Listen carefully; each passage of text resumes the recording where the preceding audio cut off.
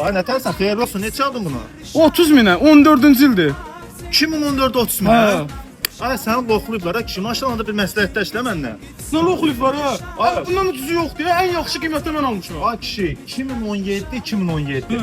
18 minə məndə var. Hə, Dostum da- 18 min nədir? Mən sana 27 mindən Ay, aşağı yoxdur da sadə kompleks. Dostum satır, ha, kişi, dostum satır 18 minə. Hə, püləmə. Gözlə bir dəqiqə yığıram. Zakir, səndə olan o BMW var, iPhone. Aysa 2017 neçədir o? Ala bax.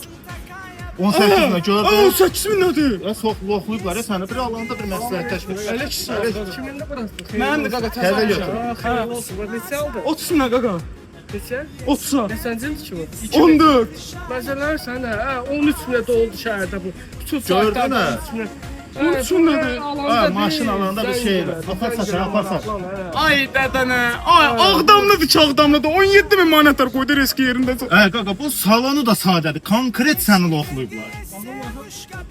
Bu nə oldu? 2 manat deyil bu bazardan oldu. 2 manat, Kim 5 manat demişəm buna. Şey, loxlayıblar ya sən, Allah haqqı səni.